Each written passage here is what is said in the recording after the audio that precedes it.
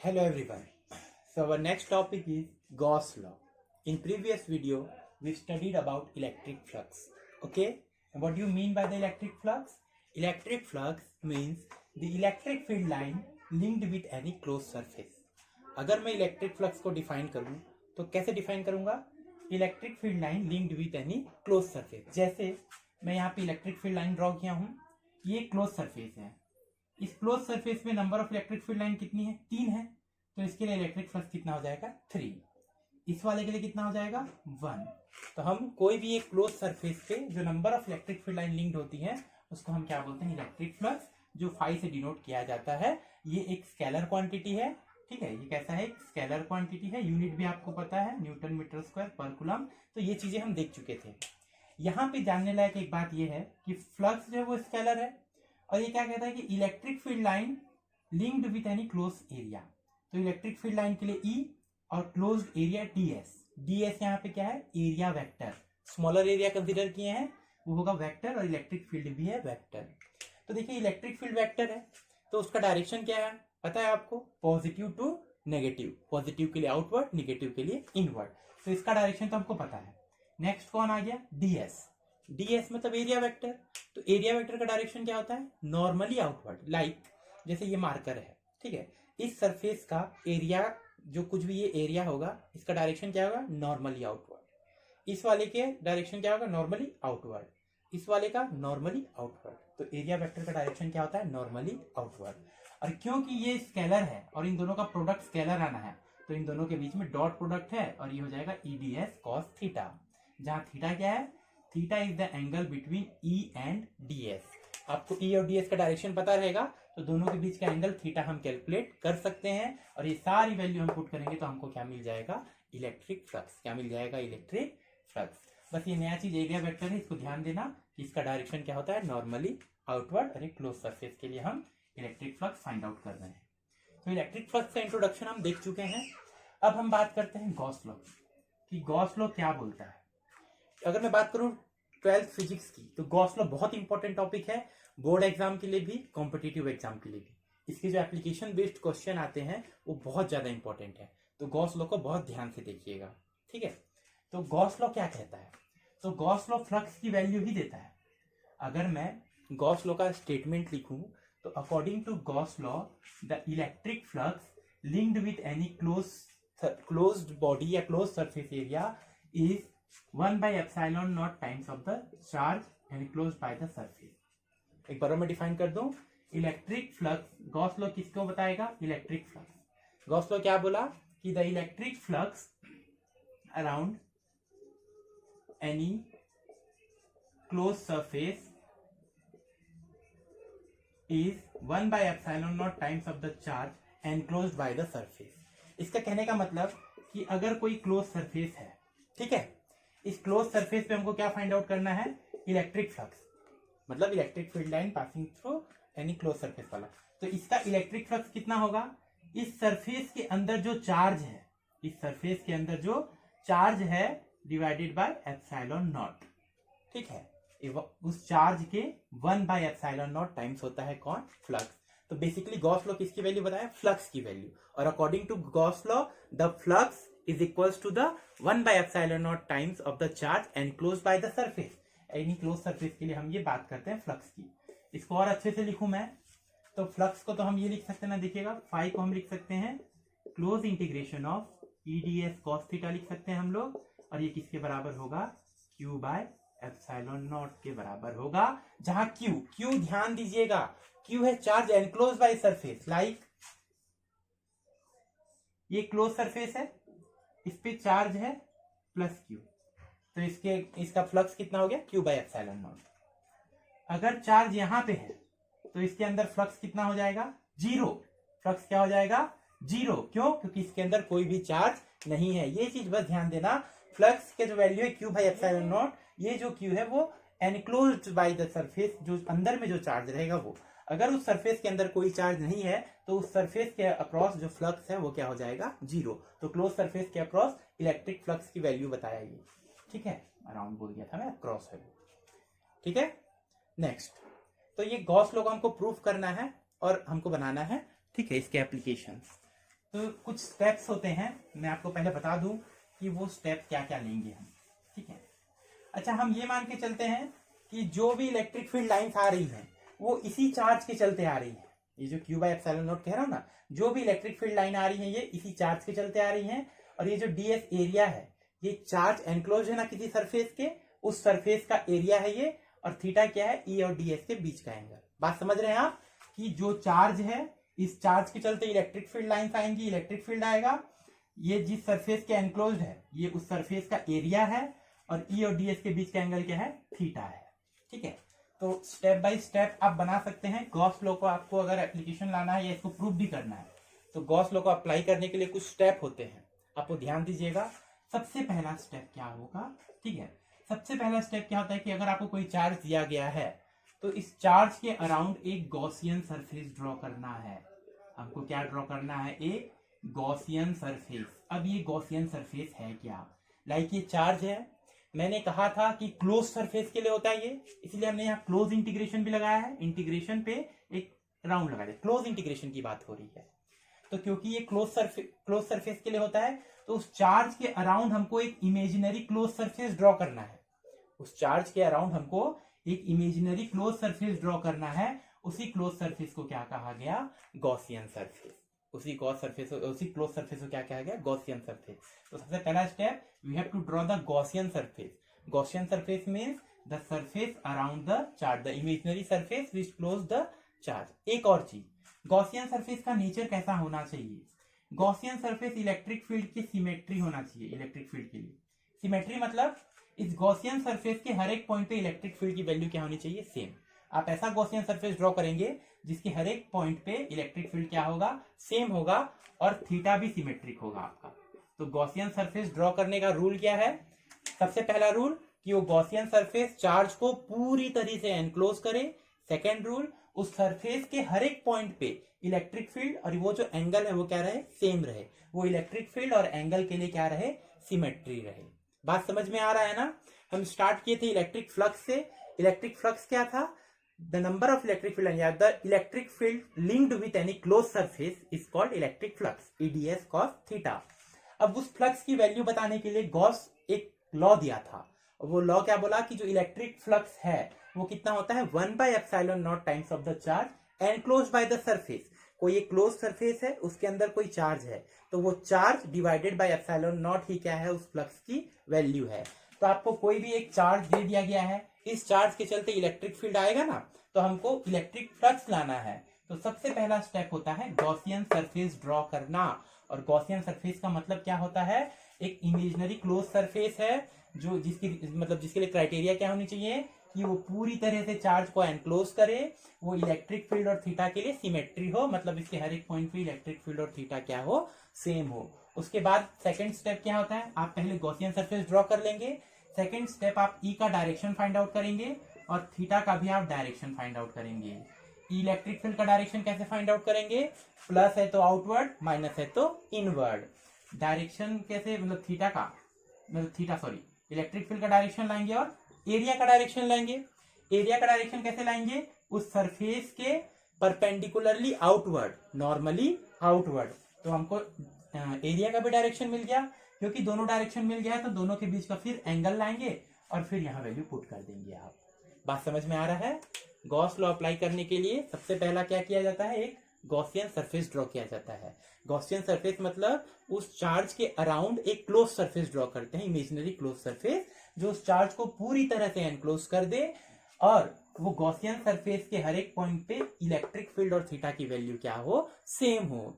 फिर हमारा next step होता है कि इलेक्ट्रिक फील्ड, क्योंकि चार्ज है, चार्ज इलेक्ट्रिक फील्ड जनरेट करेगा, तो इलेक्ट्रिक फील्ड का डायरेक्शन बताना, और वो जो सरफेस है, ये जो ds है, किसका एरिया है, ये किसका एरिया है, उस गॉसियन सरफेस का एरिया।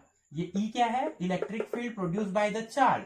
ds क्या है, the surface area of the Gaussian surface. और थीटा क्या है, P और ds के बीच का एंगल। तो इन तीनों को फाइंड आउट करना। नेक्स्ट हमको यहाँ पे वैल्यू पुट करना है और हमको फाइंड आउट करना है। क्लियर है। तो पहले हम देखेंगे गॉस लॉ का प्रूफ, फिर हम आएंगे एप्लीकेशन पे। तो हम सबसे पहले देखेंगे गॉस लॉ का प्रूफ। प्रूफ मतलब आपको फाई इक्वल्स टू प्रूफ करना है Q/ε0। ठीक है, गॉस लॉ क्या बोलता है? According to Gauss law the electric flux across any close surface is equals to 1/ε0 times of the charge enclosed by the surface. ठीक है, तो हम देखेंगे प्रूफ ऑफ गॉस लॉ। तो गॉस लॉ का प्रूफ हम देखेंगे तो सबसे पहले हम एक कोई चार्ज लेते हैं, पॉइंट चार्ज Q। ठीक है, सबसे पहला स्टेप क्या होगा? एक गॉसियन सरफेस ड्रॉ करना जिसको सारी साइड से एनक्लोज करे। तो कोई भी एक पॉइंट चार्ज है तो उसको सारे साइड से एनक्लोज करने के लिए हमारा जो गॉसियन सरफेस हुआ वो स्फेरिकल हुआ। कैसा हुआ? वो स्फेरिकल हुआ, जो उसको सारे साइड से क्या कर दिया? क्लोज कर लिया। तो इस चार्ज को सेंटर मान के मैं एक स्फेरिकल गॉसियन सरफेस ड्रॉ कर दिया। तो पहला काम क्या हो गया? गॉसियन सरफेस ड्रॉ करना। तो हम एक जो चार्ज था उसको सेंटर मान के गॉसियन सरफेस जो है स्फेरिकल हम यहाँ पे ड्रॉ कर दिए हैं। गॉसियन सरफेस कैसा भी हो सकता है, स्फेरिकल, सिलिंड्रिकल, वो डिपेंड करता है आपका चार्ज कैसा है, बस चार्ज एनक्लोज होना चाहिए। क्लियर है? तो चार्ज को लिए Q, let suppose we consider a charge plus Q। ठीक है, we draw Gaussian surface around the charge. ठीक है, गॉसियन सरफेस कैसा है? स्फेरिकल। नेक्स्ट क्या करना है? हमको इलेक्ट्रिक फील्ड का डायरेक्शन देना है, और हमको डायरेक्शन देना है किसका? एक सेकेंड। हमको इलेक्ट्रिक फील्ड का डायरेक्शन देना है, और हमको डायरेक्शन देना है किसका? एरिया वेक्टर का। तो इलेक्ट्रिक फील्ड क्या होता है? क्योंकि पॉजिटिव चार्ज है तो आउटवर्ड। देखिए ये कैसा है, ये स्फीयर लाइक जैसे अभी तो ये दिख रहा है स्क्वायर टाइप का, ये एक स्पेयर होगा, जो भी स्पेयर है मान लीजिए। ठीक है, राउंड स्पेयर। तो अगर यहाँ चार्ज है तो इस चार्ज का डायरेक्शन कैसा होगा? आउटवर्ड। और इसका एरिया का डायरेक्शन भी क्या होगा? Normally outward. देखिए पॉजिटिव है तो ये इलेक्ट्रिक फील्ड भी बाहर जाएगा, और एरिया भी क्या जाएगा? बाहर जाएगा। तो मैं इसको ऐसे ड्रॉ कर रहा हूं यहाँ पे कि पॉजिटिव चार्ज के लिए इलेक्ट्रिक फील्ड का डायरेक्शन क्या हो गया? आउटवर्ड। और अगर यहाँ मैं स्मॉलर एरिया कंसीडर करूं, ds एरिया वेक्टर है, तो इसका भी डायरेक्शन क्या होगा? आउटवर्ड ही होगा, क्योंकि एरिया वेक्टर का डायरेक्शन क्या होता है? सरफेस के नॉर्मली आउटवर्ड। और क्योंकि पॉजिटिव चार्ज है तो वो भी कैसा होगा? आउटवर्ड। इससे क्या समझ में आया? E और ds दोनों कैसे हैं? सेम लाइन पे हैं। सेम लाइन पे है तो थीटा की वैल्यू क्या है? 0 डिग्री। क्यों? क्योंकि दोनों सेम लाइन पे सेम डायरेक्शन पे हैं। तो आप समझ गए। सबसे पहले चार्ज लिए, एक गॉसियन सरफेस ड्रॉ किए, उसके बाद इलेक्ट्रिक फील्ड का डायरेक्शन और एरिया वेक्टर का डायरेक्शन लिया है, दोनों आउटवर्ड है, तब थीटा हमको मिल गया 0। अब हमको पता क्या है? फ्लक्स की वैल्यू। फ्लक्स की वैल्यू क्या पता है? Close integration of EdS cos theta. ठीक है, close integration of EdS cos theta. अब हम बात करते हैं, E निकल जाएगा, अच्छा थीटा तो 0 है, तो cos 0 मतलब हो जाएगा E इंटू ds। अब ये इंटीग्रेशन किसके रिस्पेक्ट में हो रहा है? क्योंकि d के साथ s है तो इंटीग्रेशन s के रिस्पेक्ट में हो रहा है, तो E जो है कांस्टेंट कहाँ निकल जाएगा? बाहर। इंटीग्रेशन किसका होगा? ds का। और ds का इंटीग्रेशन क्या हो जाएगा? s, जहां s क्या है? Surface area. s क्या है? Surface area. अच्छा, मैं जो गॉसियन सरफेस ड्रॉ किया था स्फेरिकल, इसको सेंटर पे माना था प्लस Q चार्ज को, तो ये जो गॉसियन सरफेस है उसका कुछ रेडियस रहा होगा। तो मैं मान लेता हूं कि r रेडियस का एक गॉसियन सरफेस ड्रॉ किए हैं हम लोग। क्या ड्रॉ किए हैं? r रेडियस का गॉसियन सरफेस। अब E है इलेक्ट्रिक फील्ड, तो electric field due to a point charge कितना होता है? होता है Q बाय 4πε0 r²। पहले पढ़ चुके हैं हम लोग, electric field due to a point charge Q by 4πε0 r मतलब डिस्टेंस का स्क्वायर, इनटू सरफेस एरिया, क्योंकि ये स्पेयर है। मैंने कहा था ds का जो इंटीग्रेशन जो s आया, ये जो सरफेस एरिया है, ये सरफेस एरिया उस गॉसियन सरफेस का है। तो हमारा गॉसियन सरफेस कैसा है? स्फेरिकल है। तो स्पेयर का और रेडियस r है, तो स्पेयर का सरफेस एरिया होता है 4πr²। तो 4π कैंसल आउट हो गया, r² भी क्या हो गया? Cancel out. तो आपकी फाई की वैल्यू क्या आ गई? Q/ε0 आ गई। यहाँ पे आपका गॉस लॉ जो है वो प्रूफ हो गया। यही तो बोलता है ना गॉस लॉ कि the electric flux linked is equals to 1/ε0 times of the charge enclosed by the surface. तो ऐसे ही हमको गॉस लॉ को अप्लाई करना है, और गॉस लॉ यहाँ पे प्रूफ होता है। अच्छा, इस चैप्टर में हम एक और लॉ पढ़े हैं सबसे स्टार्टिंग में, कूलम्ब्स लॉ। कूलम्ब्स लॉ क्या बोलता था? वो दो चार्ज के बीच में फोर्स बताता था। Let suppose we are having two charge Q1 Q2 separated with r distance apart, then the electrostatic force acted between them is equals to Q1 Q2 by 4πε0 r²। ये था हमारे पास कूलम्ब्स लॉ, हम पहले पढ़ चुके हैं। अभी हम पढ़े गॉस लॉ। तो नेक्स्ट हमको एक छोटा सा डेरिवेशन करना है। We have to derive the Coulomb's law with the help of Gauss law. Gauss law के हेल्प से हमको क्या डिराइव करना है? कूलम्ब्स लॉ को डिराइव करना है। तो हम आगे बढ़ते हैं। ठीक है, नेक्स्ट हमारा टॉपिक क्या रहेगा? डिड्यूस कूलम्स लॉ या derive Coulomb's law from Gauss law. हमको कूलम्स लॉ लाना है फ्रॉम गॉस लॉ से, ठीक है। अच्छा, तो देखिएगा ये पार्ट कॉमन रहेगा कंसिडरेशन वाला। Let suppose consider a charge plus Q, ठीक है, point charge. Draw Gaussian surface of radius R, ठीक है। Now find out the direction of electric field and area vector and find out the angle theta is 0 degree. Now Gauss law से Coulomb's law लाना है, तो Gauss law क्या बोलता है, phi equals to Q by epsilon naught. Gauss law क्या बोलता है, phi equals to Q by epsilon naught. Phi को और क्या लिख सकते हैं, close integration of E D S cos theta is equals to Q by epsilon naught लिख सकते हैं। थीटा कितना है, 0 डिग्री, तो थीटा 0 डिग्री है, तो ये हो जाएगा E into D S Q by epsilon naught. अब ई इलेक्ट्रिक फील्ड है, इंटीग्रेशन एस के रिस्पेक्ट में हो रहा है, ई निकल जाएगा बाहर, इंटीग्रेशन हो गया डी एस का, ये हो जाएगा क्यू बाई एप्सिलॉन नॉट। अब ई डी एस का हो जाएगा S Q by epsilon naught. ये भी पता है आपको, एस क्या है, सरफेस एरिया। किसका सरफेस एरिया है, गॉसियन सरफेस का, और गॉसियन सरफेस कैसा है, स्फेरिकल है, तो एस हो जाएगा आपका 4 pi r square is equal to Q by epsilon naught. यहां से अगर आप ई फाइंड आउट करेंगे, ई फाइंड आउट करेंगे तो हो जाएगा Q by 4 pi epsilon naught R square. ये ई हो गया, बट आपको कूलम्स लॉ लाना है, और कूलम्स लॉ किसको बताता है, फोर्स को, और फोर्स और इलेक्ट्रिक फील्ड में क्या रिलेशन है, F equals to Q into E, ये होता है ना। तो अगर आपको फोर्स लाना है तो आप इस ई में एक क्यू का मल्टीप्लाई कर देंगे, और कौन से क्यू का, टेस्ट चार्ज का। ये सोर्स चार्ज है और आप मल्टीप्लाई किसका करेंगे, टेस्ट चार्ज का करेंगे। ये कॉन्सेप्ट पढ़ चुके हैं आप, फोर्स और इलेक्ट्रिक फील्ड में रिलेशन। तो ये हो जाएगा Q by 4 pi epsilon naught R square into Q naught, ये आ जाएगा आपका फोर्स। तो ये कूलम्स लॉ डिराइव हो गया। हम गॉस लॉ से क्या डिराइव कर दिए, कूलम्स लॉ, कुछ नहीं किए हैं। गॉस लॉ से इलेक्ट्रिक फील्ड निकाले ई, और ई से फिर एफ में रिलेशन है, F equals to Q into E, तो यहाँ से हम क्या निकाल लिए, कूलम्स लॉ का फोर्स। क्लियर है। तो गॉस लॉ क्या होता है, उसका स्टेटमेंट, पहले इलेक्ट्रिक फ्लक्स का कॉन्सेप्ट, गॉस लॉ का statement with proof, and Coulomb's law from Gauss law. अब हम आते हैं इसके मेन टॉपिक पे, वह applications of Gauss law. Gauss law का यूज कहाँ होता है और क्यों होता है, ठीक है। तो गॉस लॉ का यूज होता है इलेक्ट्रिक फील्ड फाइंड आउट करने के लिए। क्या फाइंड आउट करने के लिए, इलेक्ट्रिक फील्ड। तो हम देखेंगे कैसे कैसे बॉडीज होंगे, ठीक है। तो इससे पहले हम अगर लास्ट वीडियो की बात करें तो हम चार्ज डिस्ट्रीब्यूशन देखे हैं। स्टार्टिंग में हम क्वांटाइजेशन ऑफ चार्ज को लेते थे, बट इसके लास्ट वीडियो में मैं बताया कि अगर बहुत ज्यादा नंबर ऑफ चार्ज के बारे में मैं बात करूं तो एक नया चार्ज डिस्ट्रीब्यूशन होता है, कंटिन्यूअस चार्ज डिस्ट्रीब्यूशन, जो 3 तरह के बॉडी पे होता है, 1 डायमेंशनल, 2 डायमेंशनल और 3 डायमेंशनल पे। ये देखे है ना हम लोग कि कोई एक लाइन है, उस पे एल लेंथ पे क्यू चार्ज डिस्ट्रीब्यूटेड है, तो linear charge density Q by L था, ठीक है। सरफेस एरिया एस एरिया पे क्यू चार्ज डिस्ट्रीब्यूटेड है, तो surface charge density Q by S था, ठीक है। वी वॉल्यूम पे क्यू चार्ज डिस्ट्रीब्यूटेड है, तो volumetric charge density Q by V था, ठीक है।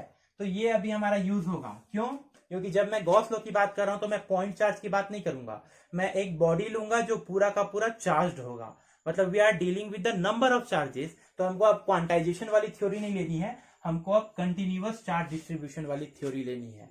अब वो बॉडी पे डिपेंड करेगा, अगर 1 डायमेंशनल ऑब्जेक्ट है, सिर्फ उसका लेंथ है, तो आप ये वाली थ्योरी लेंगे चार्ज डिस्ट्रीब्यूशन की।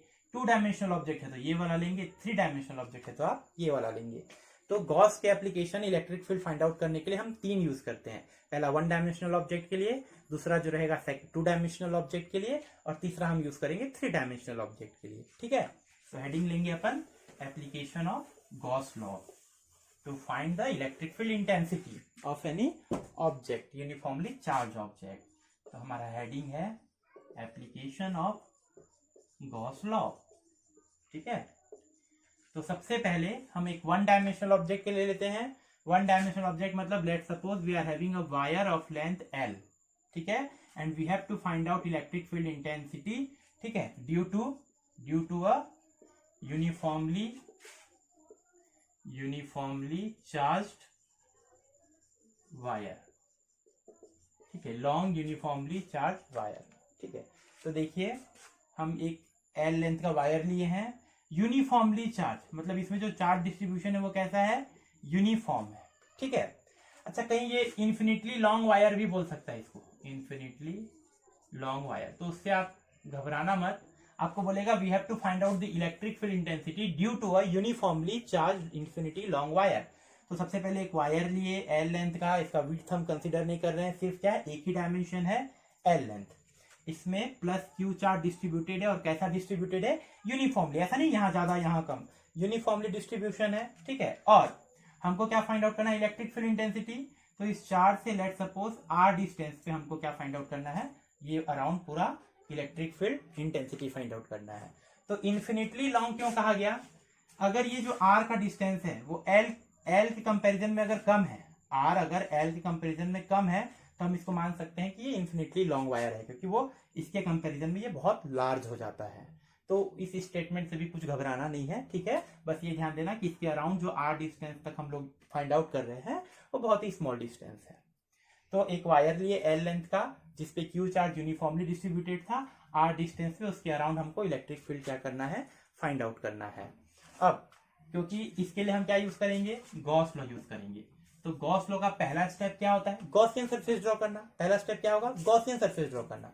गॉसियन सरफेस कैसा होना चाहिए, ऐसा होना चाहिए जो इस वायर को पूरे तरह से कवर करे। जैसे ये एक वायर है, ये तो थोड़ा विड्थ है इसका, अगर एकदम पतला वायर की मैं बात करूं तो उसको सारे साइड से कवर करना है। तो देखिएगा, इस साइड से कवर करने के लिए मैं ऐसा एक बना दिया, ऐसा एक बना दिया, यहाँ पॉइंट चार्ज हो गया। उस पॉइंट चार्ज को कवर करने के लिए क्या बनाना पड़ेगा, एक स्फीयर बनाना पड़ेगा।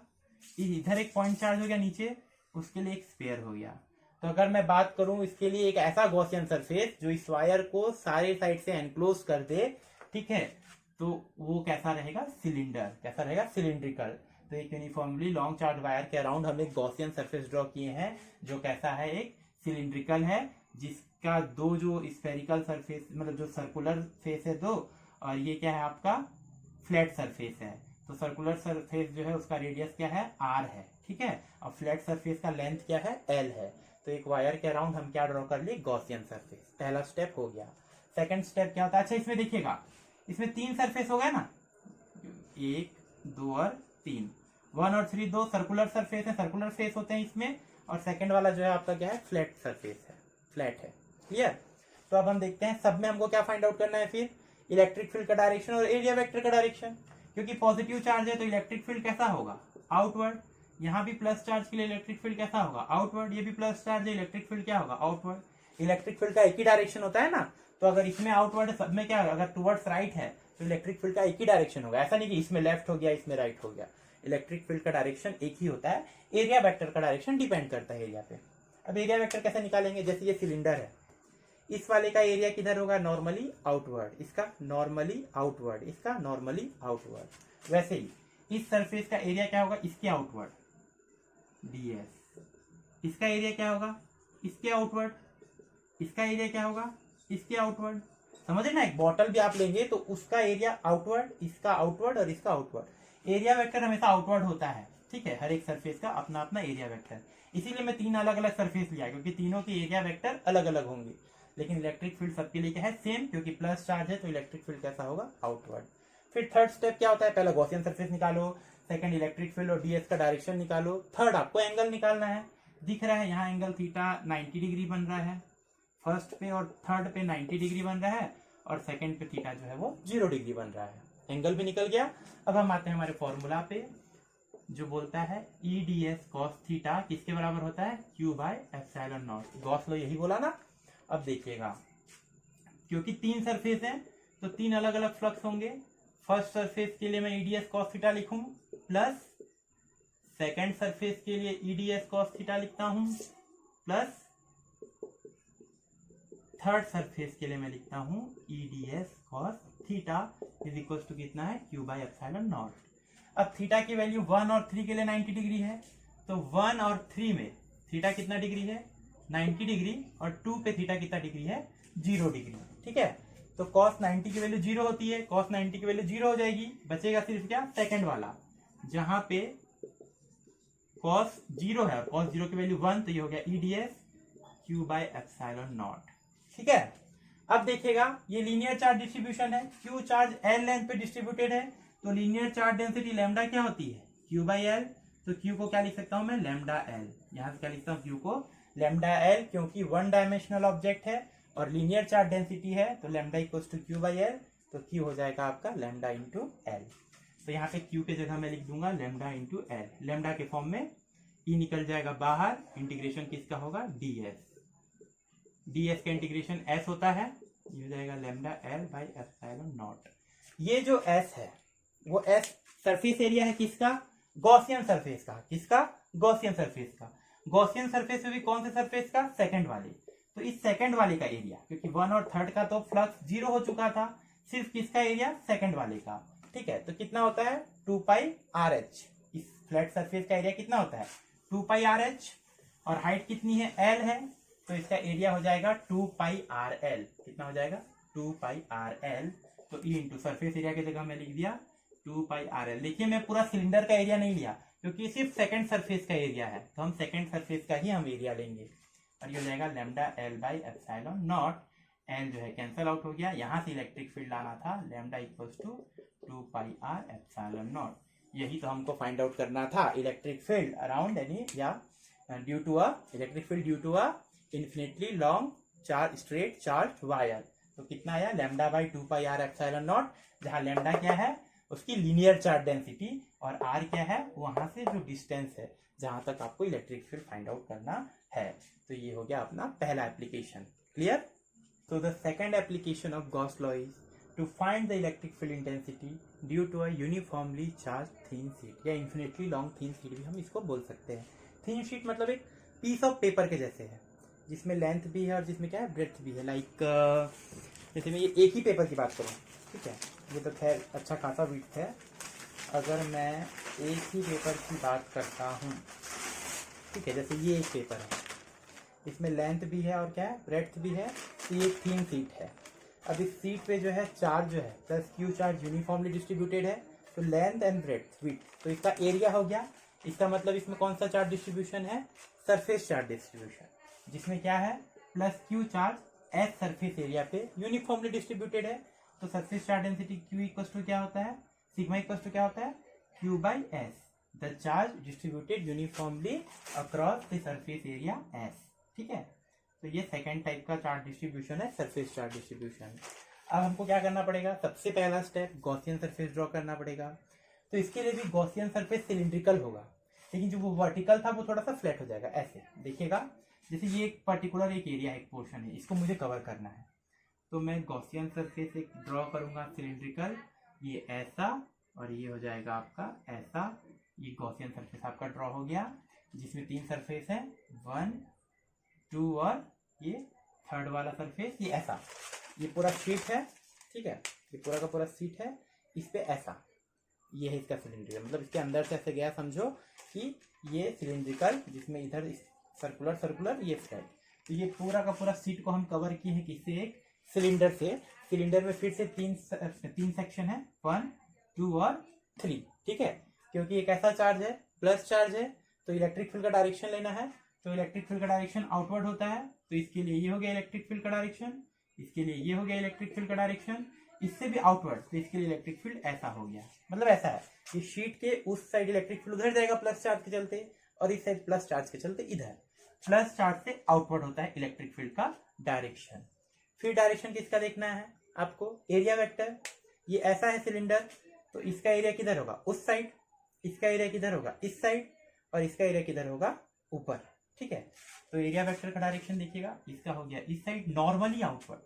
एरिया वेक्टर का डायरेक्शन कैसा होता है, नॉर्मली आउटवर्ड। फिर एंगल लाना है, तो फर्स्ट वाले में क्योंकि दोनों सेम डायरेक्शन में, तो थीटा 0 डिग्री, सेकंड वाले में परपेंडिकुलर है, तो थीटा 90 डिग्री, थर्ड वाले में भी सेम डायरेक्शन में है, तो थीटा क्या हो जाएगा आपका 0 डिग्री हो जाएगा। थर्ड वाले में भी एंगल हो गया 0 डिग्री। फिर हमको क्या अप्लाई करना है, गॉस लॉ अप्लाई करना है, सिंपल, जैसा हम फर्स्ट केस में किए थे सेम करना है।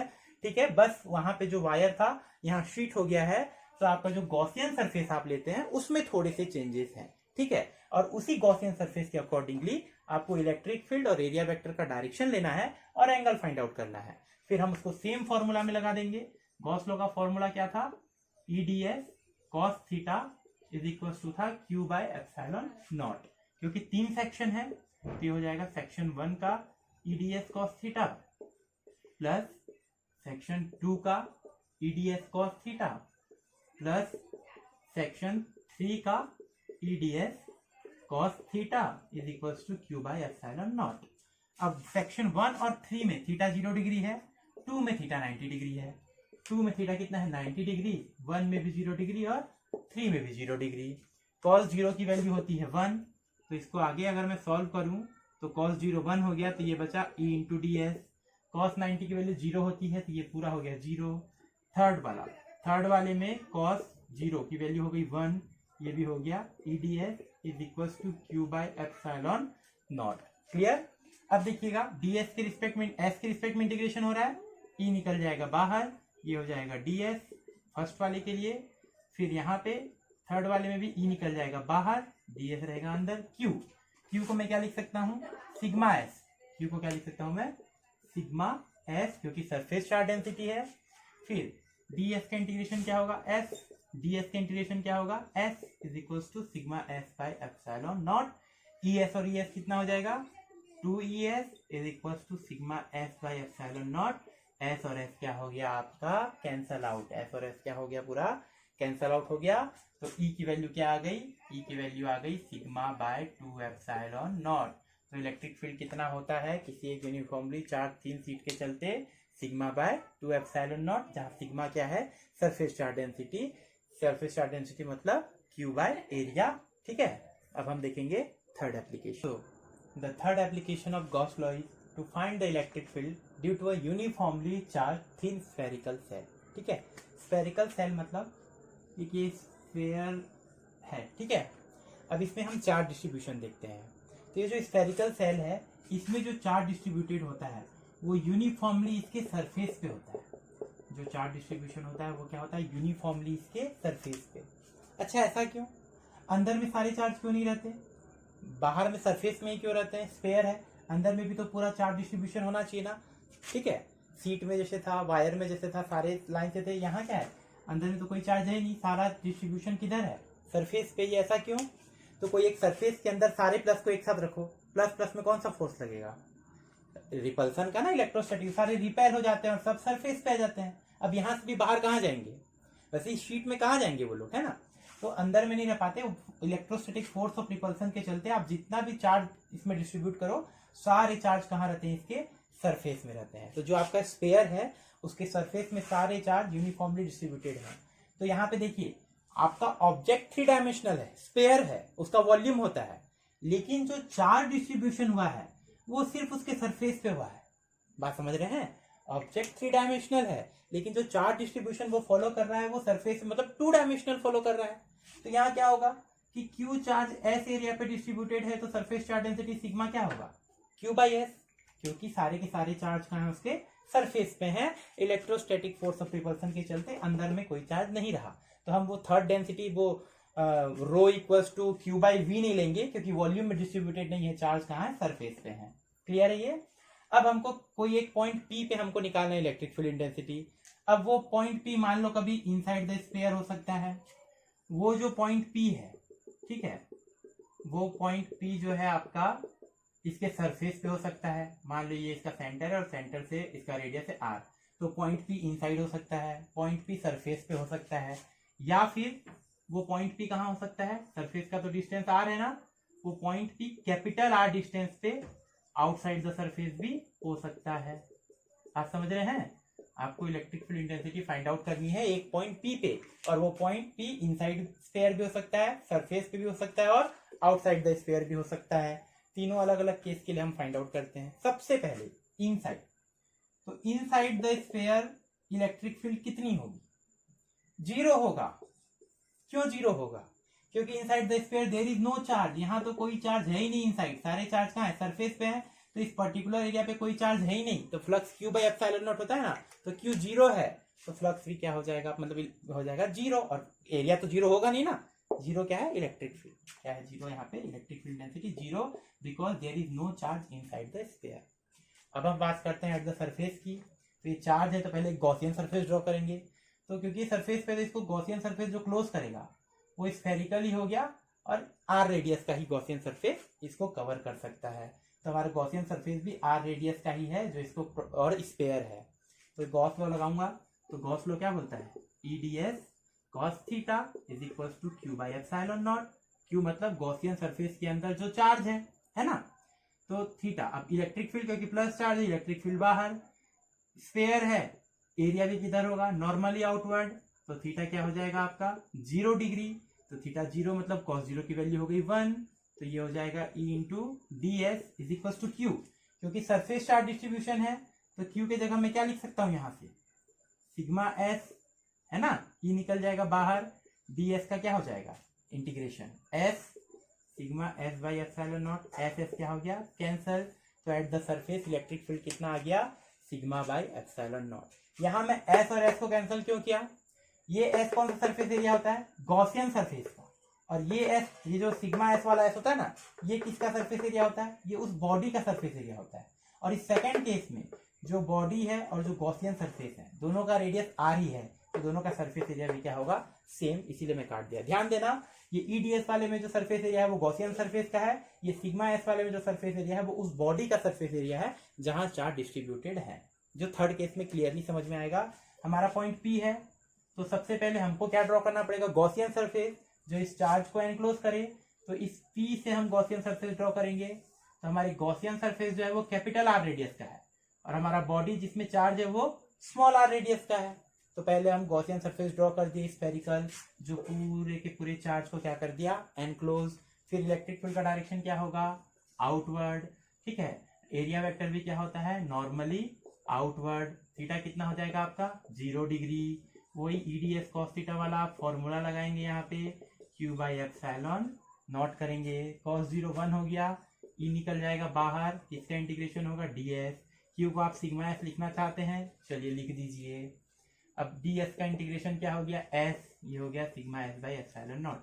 अब ये S और ये S को मैं कट नहीं कर सकता, क्योंकि ये S गॉसियन सरफेस का एरिया है जिसका रेडियस है कैपिटल R, और ये S बॉडी का एरिया है जिसका रेडियस है स्मॉल r।